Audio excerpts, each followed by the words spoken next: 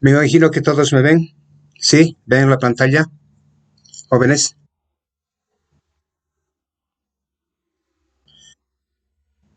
Bien, hoy vamos a ver el tema de la soberanía, que también es un elemento importante de eh, del Estado como tal.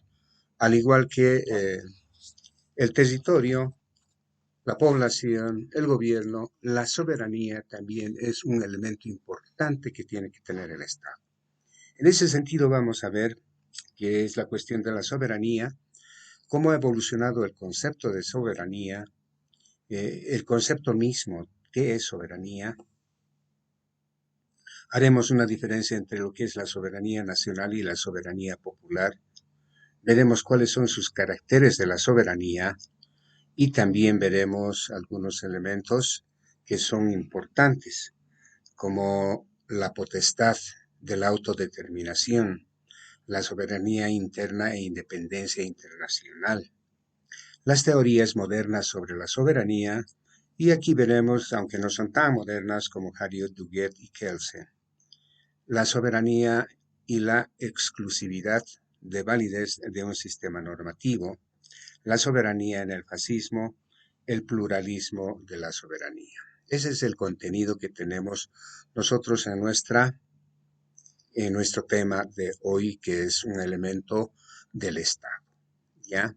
Bien, veremos qué es la cuestión de la soberanía.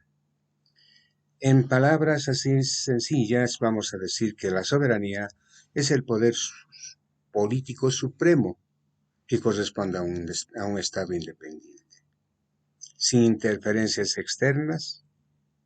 En teoría política, la soberanía es un término sustantivo que designa la autoridad suprema que posee el poder último e inapelable sobre algún sistema de gobierno. Ahora bien, ¿qué significa soberanía? Soberanía significa autodeterminación, independencia, ¿no es cierto? En ese sentido, el problema de la independencia de los estados siempre ha estado en proceso de conquista. Son los estados que han logrado su autonomía, su soberanía. La soberanía antes estaba asentada en una o dos personas. Hoy la soberanía se asienta en la sociedad, en el pueblo, ¿cierto? Hay una importancia de la soberanía nacional para un país. ¿Cuál es su importancia? Al tener soberanía nacional, el pueblo elige al gobernante que se adapte mejor a su forma de pensar, sin verse oprimido por parte del poder político, de forma que se sienta conforme con las leyes y las normas que rigen su sociedad y que deben cumplir como ciudadanos. Según la clásica definición, por ejemplo, de Jean Bodin, recogida en su obra de 1576, Los 6 libros de la República, soberanía es el poder absoluto y perpetuo de una república. Y soberano es quien tiene el poder de decisión, de dar las leyes sin recibirlas de otro, es decir, aquel que no está sujeto a leyes escritas, pero sí a la población. Hermann Heller también es otro gran representante del pensamiento político. Hermann Heller ya en 1927 dice: el concepto de soberanía carece de sujeto titular y en consecuencia de soporte de patria. Y ello como consecuencia de que, en oposición al hombre medieval, el hombre moderno prefirió someterse al poder influenciable e impersonal de la ley, antes que al poder de una persona. Por eso para Heller, la doctrina de la división de poderes de Montesquieu no es sino un procedimiento técnico para transformar la voluntad general, portadora y creadora de los valores, en una ley cuya imperativa no se admite perturbaciones. Así, por ejemplo, la división de los poderes, la idea de la democracia, la doctrina de la corporación y la teoría de los órganos del Estado tiene como misión hacernos pues concebir la voluntad del titular de soberanía como una voluntad limpia, de subjetividad. Como pueden verse, ¿no es cierto?, estos autores o estos representantes del pensamiento político ya tienen una clara manifestación de que la soberanía tiende a ser un elemento importante del Estado, pero quien la ejerza, esa soberanía va a estar en función de la decisión de poder. Por eso es que en la actualidad la soberanía reside en el pueblo, reside en la sociedad. Por eso es que cuando damos una definición de Estado, decimos, ¿no es cierto?, el Estado es la sociedad política y jurídicamente organizada. Entonces el Estado es poder en la actualidad. ¿Dónde reside la soberanía? Es en la sociedad. La sociedad es la que determina nuestra soberanía. Así que un pueblo no puede ser sometido. Puede ser sometido un sujeto, pero no un pueblo, no. Por tanto, la soberanía va a ser siempre un elemento indispensable del Estado para que esta sociedad sea libre, independiente y autodeterminante. Por eso la cuestión de la soberanía ha sido una cuestión que ha tenido, ¿no es cierto?, todo un proceso de evolución. No ha nacido de la noche a la mañana. Estamos hablando de grandes teóricos del siglo XVIII, XIX, que han ido acuñando el concepto de soberanía. ¿Quién era el soberano? El soberano era el monarca, era el rey. Es decir, ¿quién tenía el poder? Tenía el poder de auto y libre determinación sin que nadie le, le imponga sanción o objeción alguna. Era el monarca, era el rey. En la actualidad es la ley. Es la ley la que pone el límite al poder del Estado. No puede ir más allá de lo que dice la ley. Entonces, la ley indica de que este es un país soberano, libre e independiente. Por eso es que necesitan ellos tener en cuenta, ¿no es cierto?, que nuestra ley es la que determina la soberanía como tal. Bien, hay algunos otros elementos importantes. Muchos otros autores también hablan sobre lo que es la soberanía. Por ejemplo, Kelsen, Duguid, entre los más importantes, son críticos a la noción de soberanía, desde posiciones que van desde el romanticismo, la doctrina de la corporación, pasando incluso por el sindicalismo y finalmente el positivismo jurídico de la escuela alemana. De todas estas corrientes, las que nos importa es la última, por seguir siendo el positivismo jurídico en nuestros días y a pesar del proceso de revisión crítica de que se va sometiendo, ¿no?, desde 1945, un paradigma dominante en el derecho. Cuando estamos hablando de positivismo, estamos hablando de ciencia, de cientificidad, ya es decir, de verdad, de realidad. La corriente del positivismo nace en el siglo XVIII, más o menos, siglo XIX, junto con Comte, con Durkheim, es decir, ya aquellos que empiezan a ver la realidad desde un punto de vista científico, desde un punto de vista de aplicación del método científico para descubrir los elementos importantes que entrañan el objeto de estudio. Eso es importante.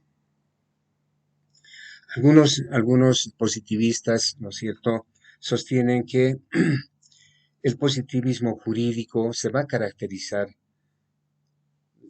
como la teoría pura del derecho o la teoría general del Estado en sus primeros elementos de Kelsen, ¿no es cierto?, y las más célebres obras que han sido teorizadas precisamente como una crítica a lo que se denomina la soberanía como tal.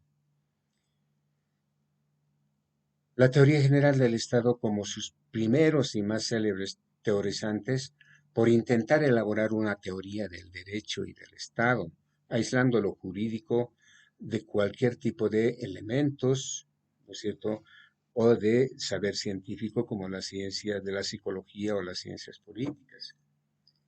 La diferencia marca en el término de que la soberanía se refiere que es e intentará superar el término de forma tal que desaparezca de la literatura. Jelinek afronta el problema de la soberanía y ofrece una definición del concepto desde su esquema de pensamiento como la propiedad de un Estado. Es decir, el concepto de soberanía siempre ha sido una categoría, un concepto, una definición, ¿no es cierto?, un poco controvertida entre los diferentes representantes del pensamiento. No olviden que en la época en que aparece el concepto de soberanía va a ser precisamente en la modernidad del Estado. En la modernidad del Estado en el sentido de que, ¿no es cierto?, todos los países, todos los estados van a constituirse, es decir, se van a organizar y se van a originar los estados constitucionales. Y a partir de la transformación de ese estado, ¿no es cierto?, vamos a ver de que el, el concepto de soberanía va a ir adquiriendo cada vez más profundidad, porque todos los estados que se forman van a ser libres, independientes y con su propia decisión, entonces con soberanía. Esa es la cuestión de la soberanía que es más importante en esta primera parte como preámbulo o como introducción. ¿Cómo ha evolucionado el concepto de la soberanía? Yo creo que ha habido un gran avance desde la antigüedad, en la Edad Media, el surgimiento del concepto de soberanía, la soberanía como tributo, en la monarquía, etc.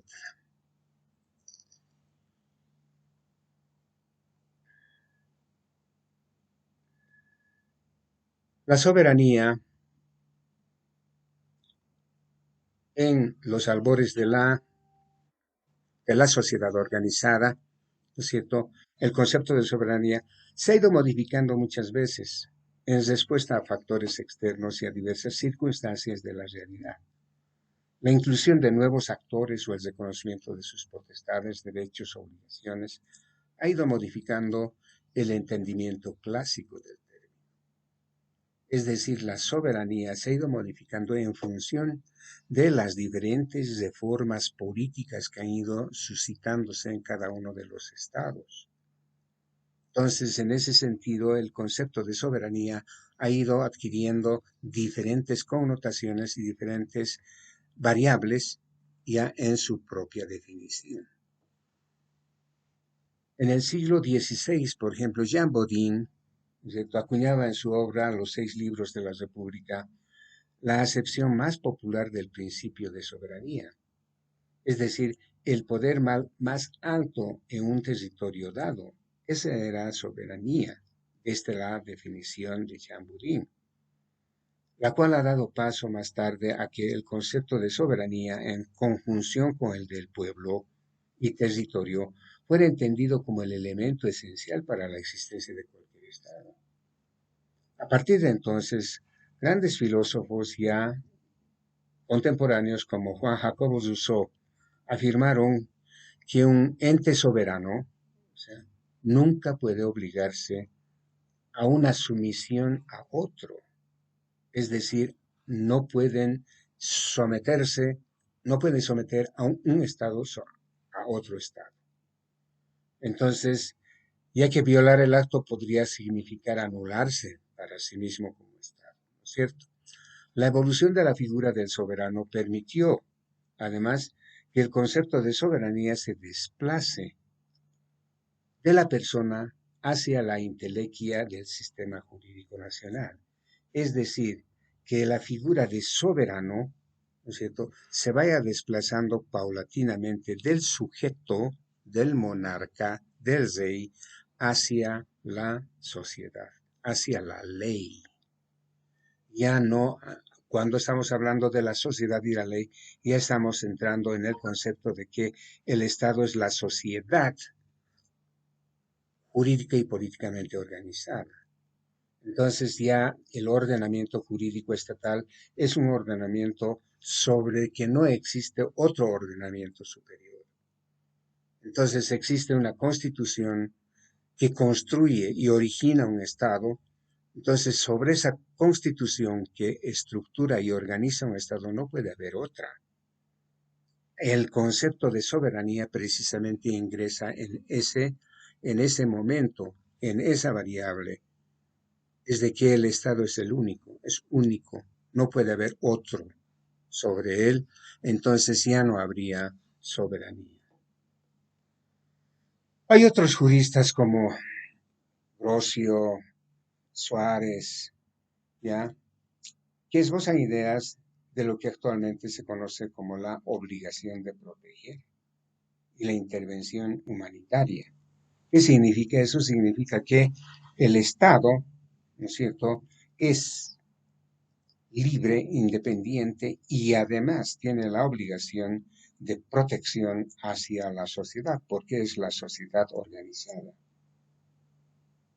Un ejemplo claro de este pensamiento clásico es el razonamiento que estampó clásico permanente de la Corte Permanente de Justicia Internacional en muchos casos, donde se afirma que las restricciones a la independencia de los estados no pueden ser asumidas, ya que, ¿no es cierto?, el Estado obviamente es libre e independiente. Es decir, mediante el derecho internacional, otorga a los estados un gran margen de discrecionalidad en el cual solamente es limitado en ciertos casos cuando existen leyes prohibitivas. Por eso, con esta visión clásica, se acuerda, ustedes verán que en alguna clase hemos hablado del Acuerdo de Westfalia, de origen internacional, donde se reconoce la coexistencia de estados territorialmente soberanos, los cuales no deben intervenir en asuntos internos de los otros para así preservar la paz internacional. El Pacto de Westfalia, así como los demás acuerdos internacionales, serviría para ejemplificar la dualidad interna y externa de la soberanía estatal. Ahora bien, en palabras más sencillas, ¿cierto?, el derecho internacional es el derecho que tienen todos los estados de su libre determinación. Entonces, el derecho internacional es un conjunto de acuerdos, es un conjunto de tratados, es un conjunto de pactos que realizan los estados. Ese conjunto de pactos, ese conjunto de acuerdos, ese conjunto de tratados, ese conjunto de convenios, eso es lo que hace al derecho internacional. Ese es el derecho internacional. Mediante este tipo de acuerdos, entonces, cada uno de los estados respeta su libre y autodeterminación.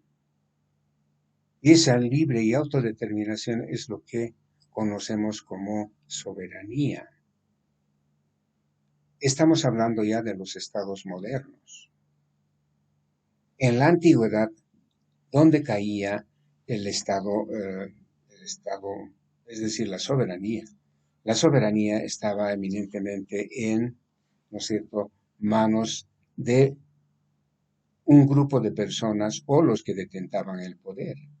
Estamos hablando en este caso, ¿no es cierto?, el de la soberanía asentada en manos de los monarcas o los reyes. No estaban asentados en lo que es el pueblo como tal o la sociedad como tal, la sociedad organizada. Entonces, en ese sentido, por un lado, la postura clásica afirma que el Estado es soberano de forma absoluta, sin limitación alguna, y convive obviamente hombro con otros entes soberanos. Por otro lado, también la postura moderna, la más moderna, y una postura más vertical, reconoce que el Estado es soberano de forma relativa, ya que el sistema internacional es superior al sistema jurídico, del cual deriva su poder soberano. En este caso, ¿no es cierto? No es que deriva su sistema jurídico del derecho internacional, es y son los estados los que determinan el derecho internacional. Son los estados los que van a darle una, ¿no es cierto?, una estructuración a lo que es el derecho internacional. No existe un derecho internacional escrito.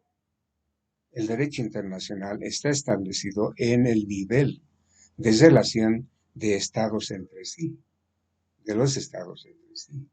Ahora, los organismos internacionales como la Organización de Naciones Unidas, la OEA y todos los organismos internacionales son aquellos que se dedican, ¿no es cierto?, a la recopilación de toda la estructura, ¿no es cierto?, del derecho internacional y determinan ciertos organismos para la aplicación de algunos derechos en el marco internacional, pero jamás pueden tocar el concepto o la categoría de soberanía de los estados. Ningún estado puede realizar injerencias en otro estado. Entonces, en ese sentido, tenemos esta, esta, esta situación que me parece sumamente importante analizarlos como una especie de ¿cierto?, uh, de evolución, de inicio de evolución del concepto mismo de la soberanía. Ahora, la soberanía en el Estado o en la Edad Media, qué es lo que más caracteriza en la Edad Media? ¿Están escuchando, jóvenes? Jóvenes, ¿escuchan?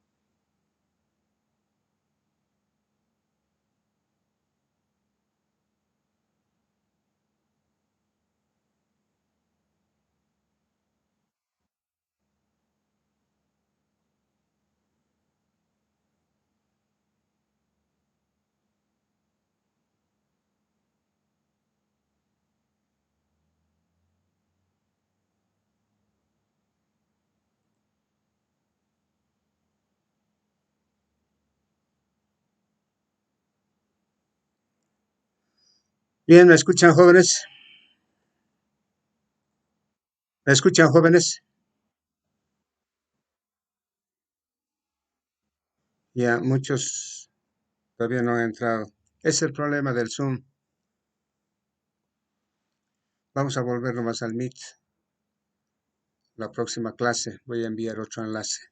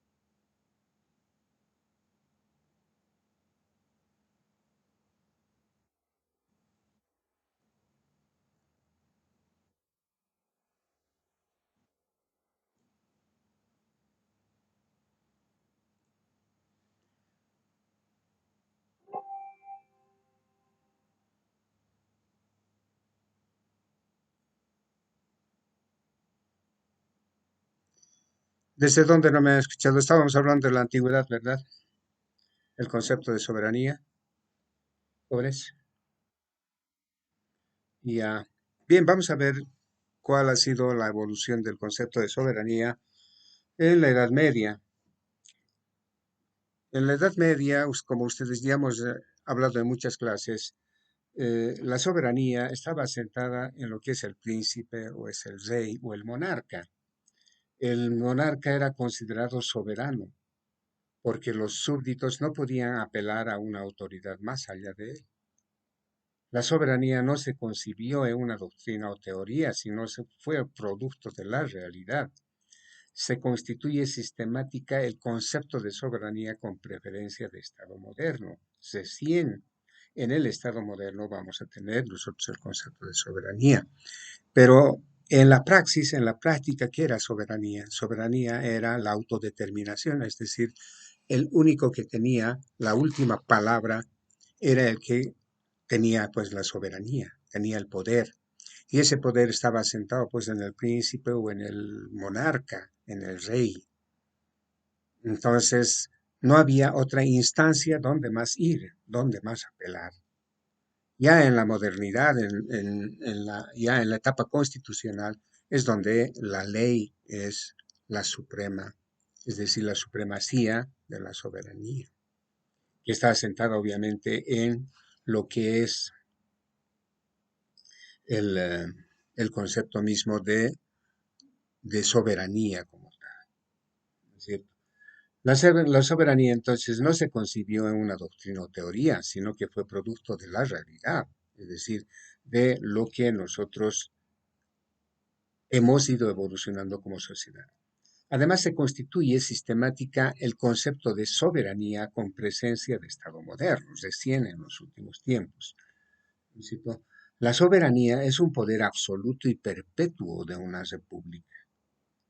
Soberano es el que tiene el poder de decisión, de dar leyes, es aquel que no está sujeto a las leyes escritas, sino a la ley divina o natural.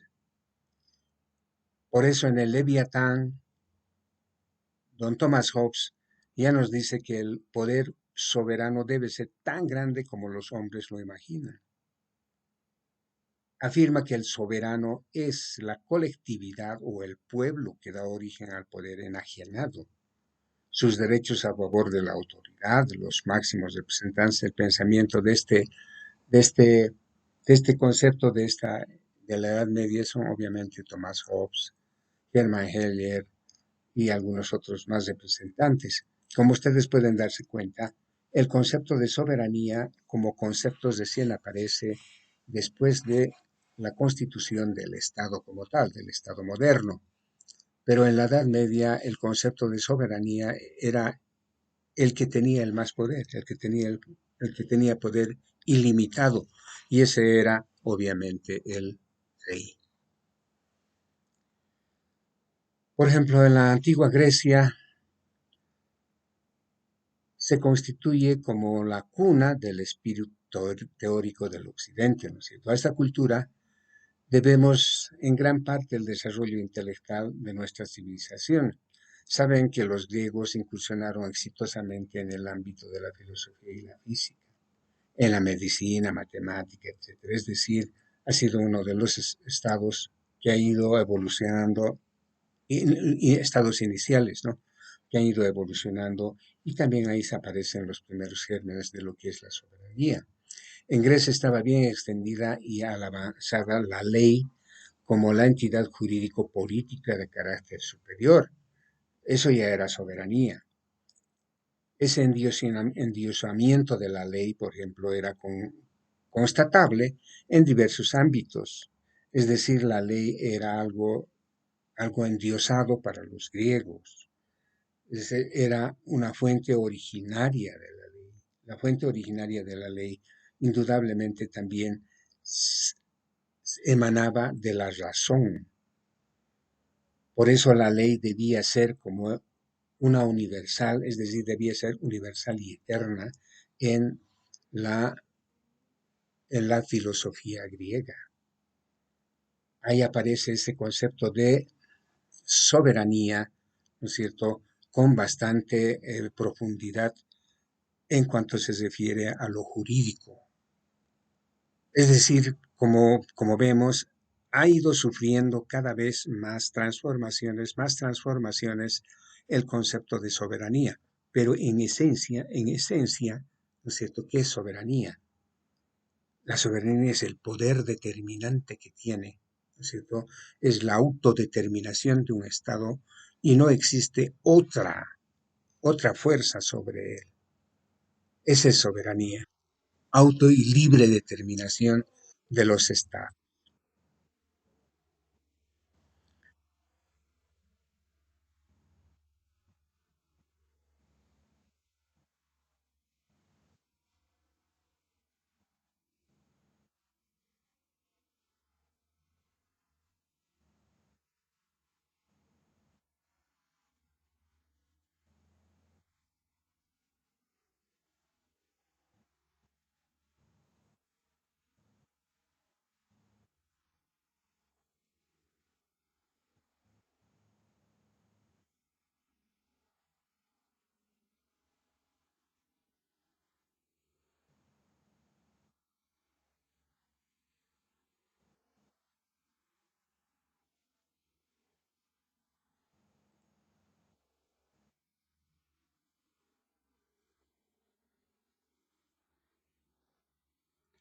Parece que nos hemos cruzado, ¿no? Con alguien.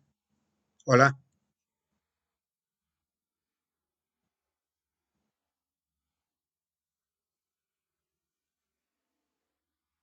Sí, alguien está pasando dos clases.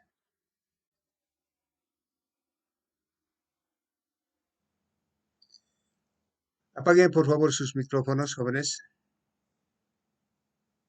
Ya, ahí ya nos escucha.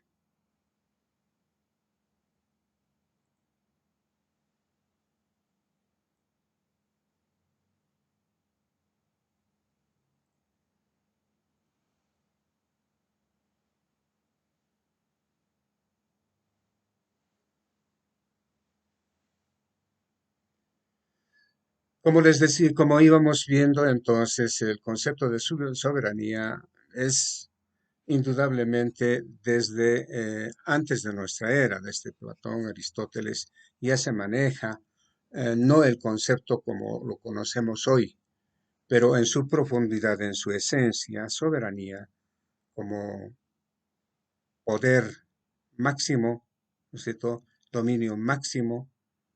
Entonces sí se va acuñando y va evolucionando paulatinamente hasta nuestros días. ¿Cuál qué es la soberanía? La soberanía es la el poder máximo que tienen los estados.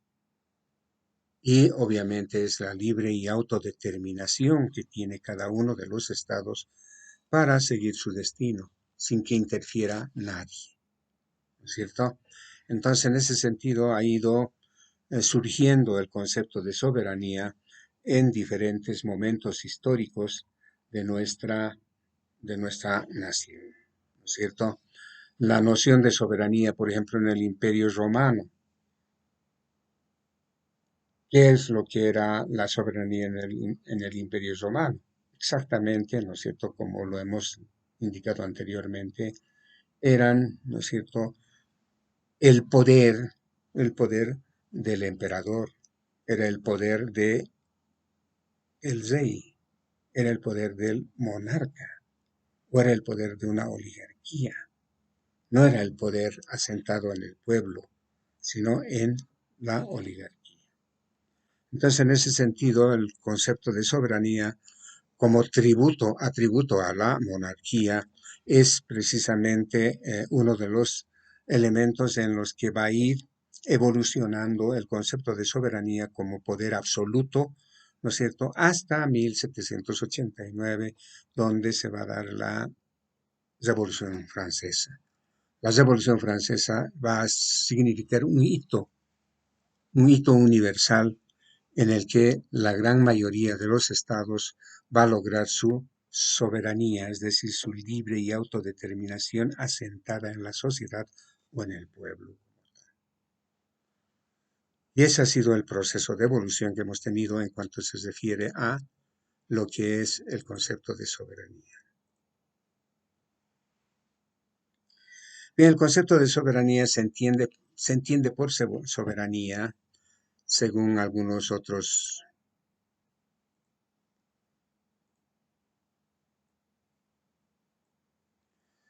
El concepto de soberanía se entiende, ¿no es cierto? Por ejemplo, Hermann Heller dice la capacidad tanto jurídica como real para decidir de manera definitiva y eficaz en todo conflicto que altere la unidad de la conservación social o territorial, en caso necesario incluso contra el derecho positivo, y además de imponer decisión a todos, no solo a los miembros del Estado, sino principalmente a todos aquellos que, ¿no es cierto?, están en función de lo que significa la determinación de cada uno de los estados.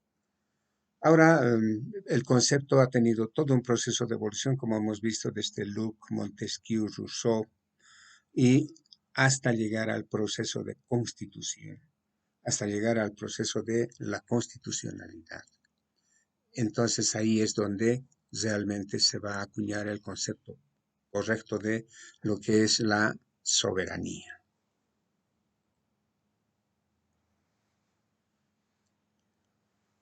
Ahora existen algunos conceptos un poco también muy manejados y muy discutidos.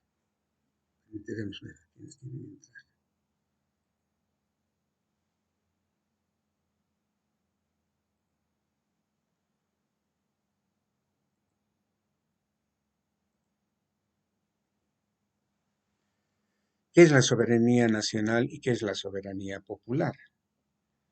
Es otro de los principios básicos. Los dos términos no son equivalentes. La soberanía nacional significa que el dueño, o sea, el soberano del país, es la nación, entendiéndose por nación solo el conjunto de individuos con derecho a voto.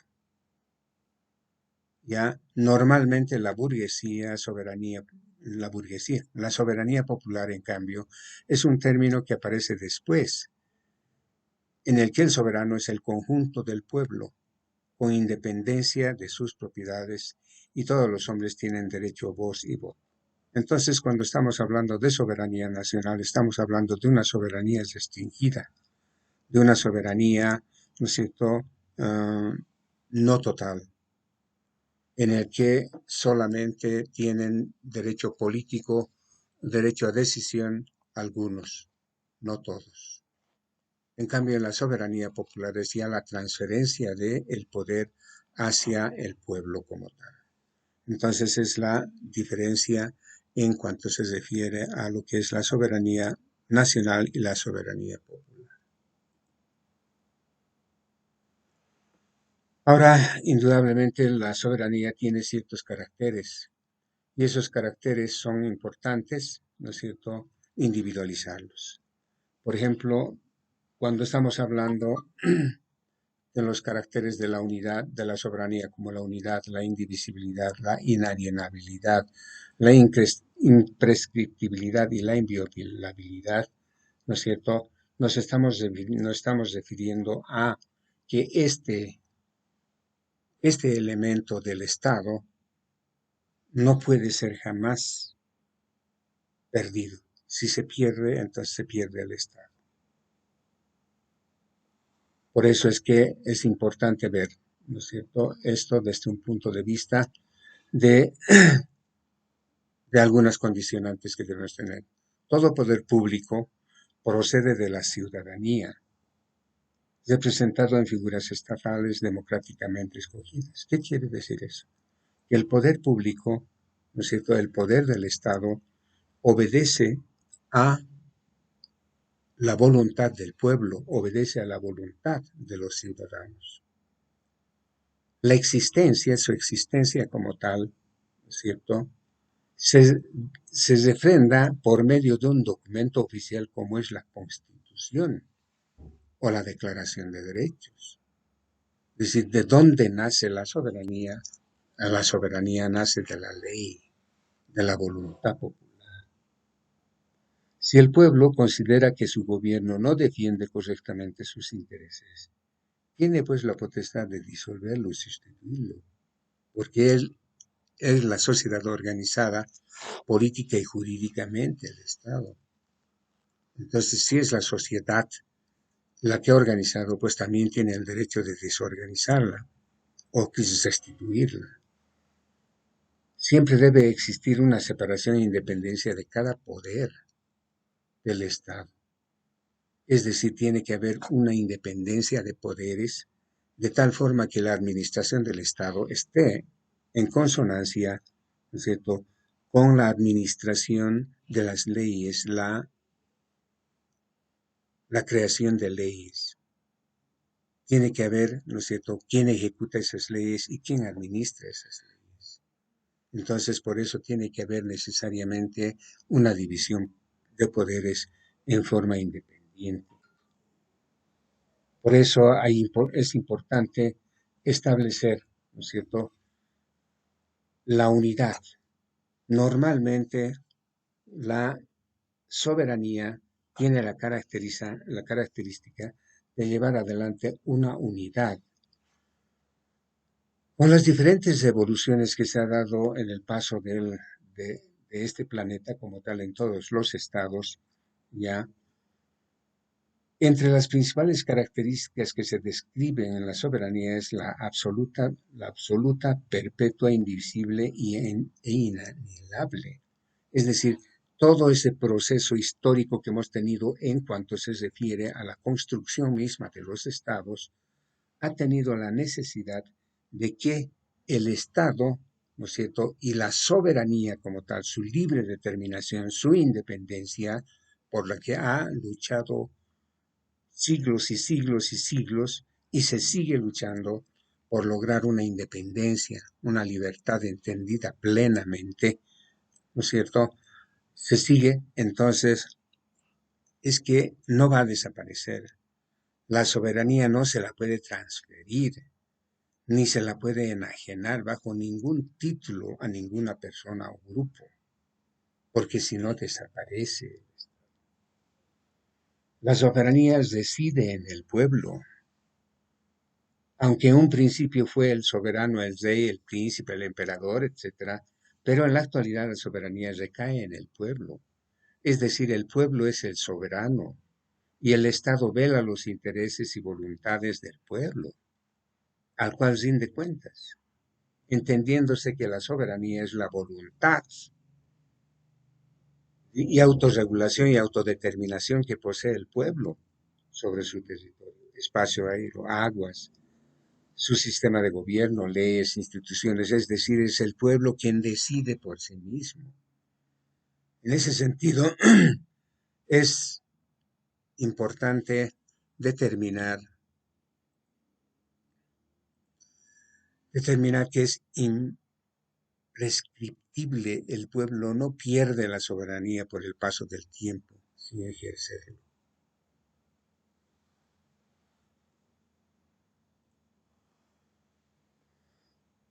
Asimismo,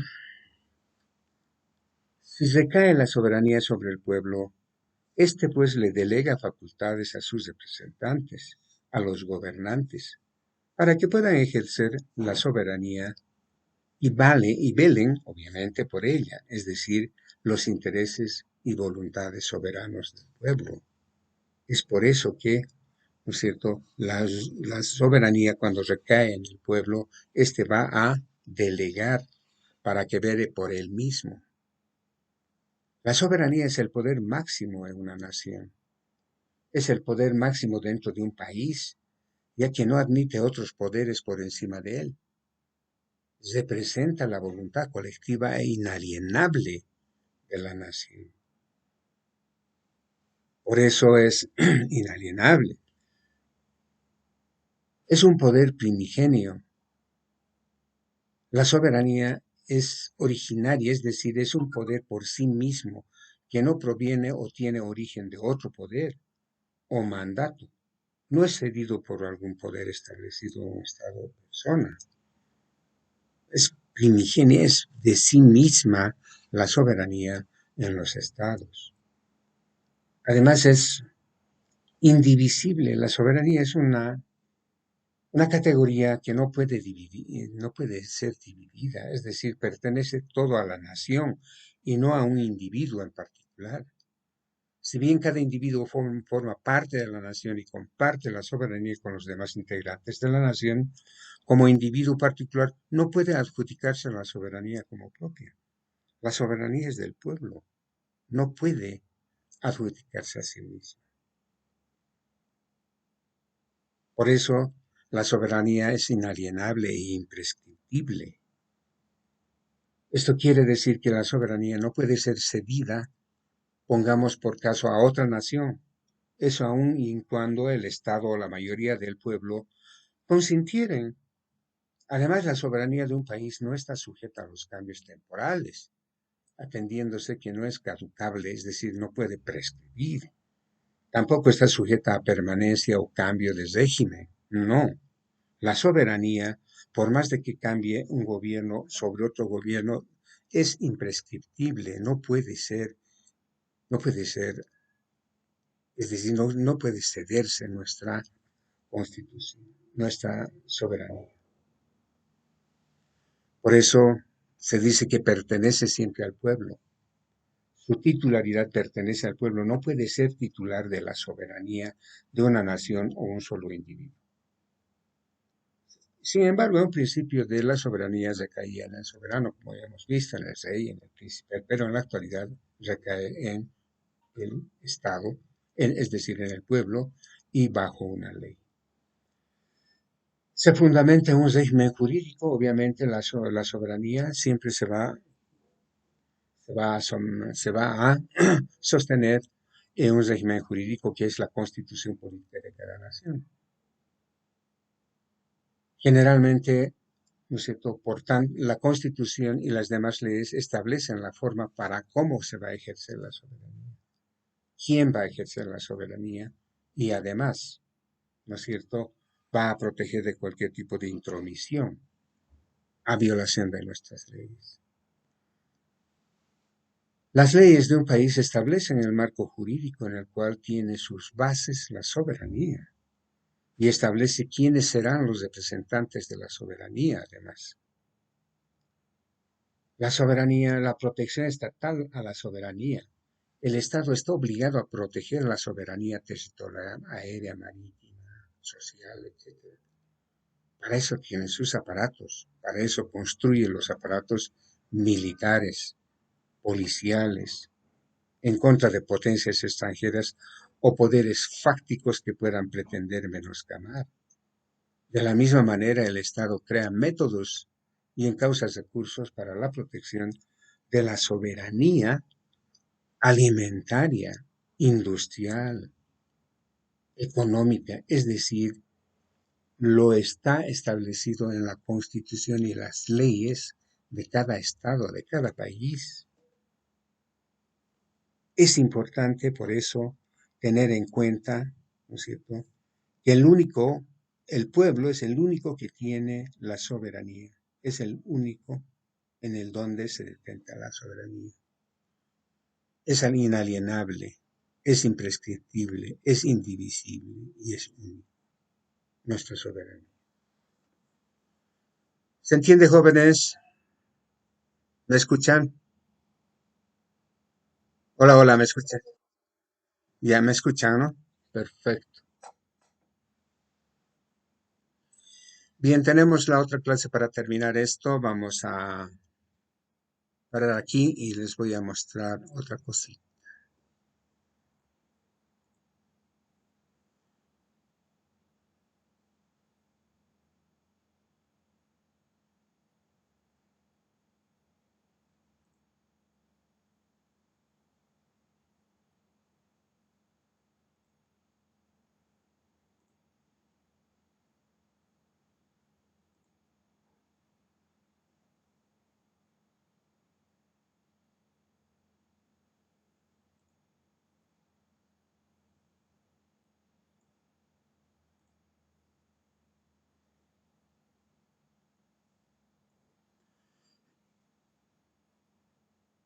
¿Ven la pantalla, chicos? Ya más o menos esas van a ser las formas de la pregunta del examen, ¿ya? Por ejemplo, la ciencia que estudia el derecho constitucional, la teoría del Estado y la ciencia política, ¿qué es? ¿Derecho público, romano, privado? ¿Cuál es?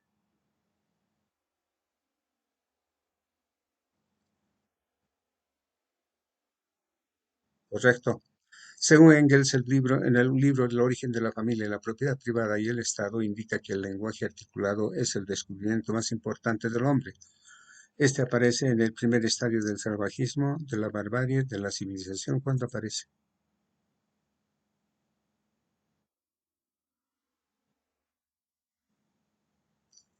¿Cuál es el primer estadio?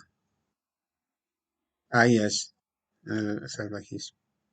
La sociedad ha tenido una evolución lenta, según Engels indica, como grupos transhumantes nómadas. Luego se convierten en sedentarias como el clan, la tribu, la comunidad. Estas son sociedades políticas, estatales, prepolíticas, ¿qué son? Qué ya, bien. La llama de la ciencia. A ver un ratito,